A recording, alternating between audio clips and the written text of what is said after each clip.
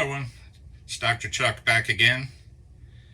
It's 2020, but it's about that time of year when normally we'd be going back to school.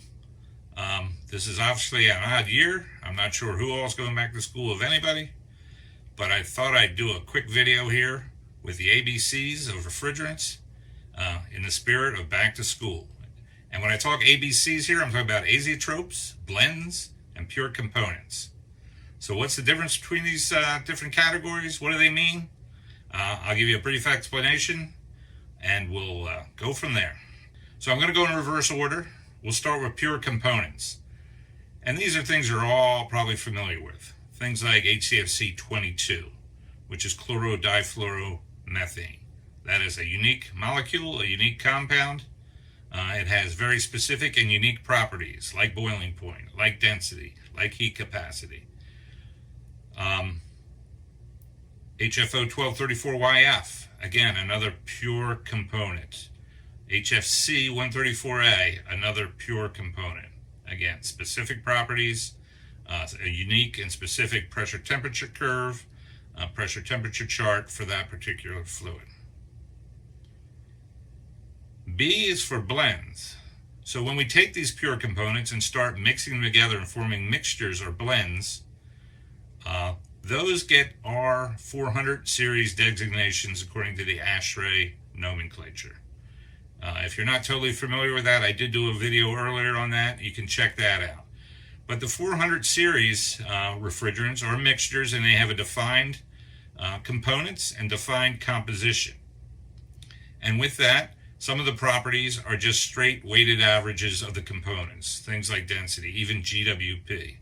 Other properties, when you get into more of the vapor liquid equilibrium properties, the thermodynamics, pressure temperature relationships, those can vary in a subtle way based on the interaction of the various molecules. And one particular thing that you probably are aware of with R-400 series blends is the concept known as temperature glide.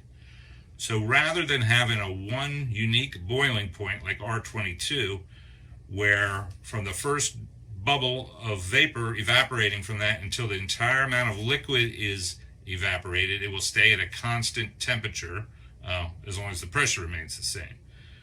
Well, R-400 series blends with temperature glide actually go through a range of boiling points. That is known as the glide, that range of temperatures from the bubble point to the dew point.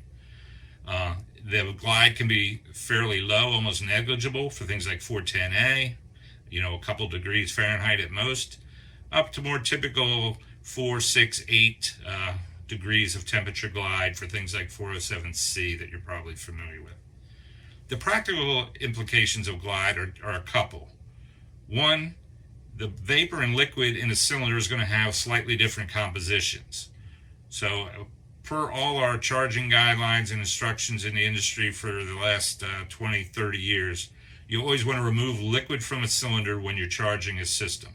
Once you have liquid out of the cylinder, you can vaporize it to put it into the system. But it's important to take liquid refrigerant out because that liquid is going to be representative of the nominal composition that the blend was designed for. Another important part of blends is when you're setting superheat or subcool, you need to make sure you use the proper column on the PT chart. For superheat, you're going to want to use saturated vapor, otherwise known as the dew point. So super duper is a good way to remember that. Superheat uses dew point. Conversely, subcooling was going to use the bubble point or saturated liquid when you're calculating subcooling. The final important thing to remember about blends is if you're specifying equipment or you're trying to look at some system performance like delta T across a coil, you want to use the average temperature of that coil, or otherwise called the midpoint. So it's not the bubble, it's not the dew, it's not the two ends, it's not the entrance of the coil or the end of the coil, but it's the midpoint or the average. That will give you a good representative temperature of what's going on in that coil. And one thing glide for blends doesn't mean is that the refrigerant is going to fractionate and yet you need to pull the entire charge out of a system if it has a small leak.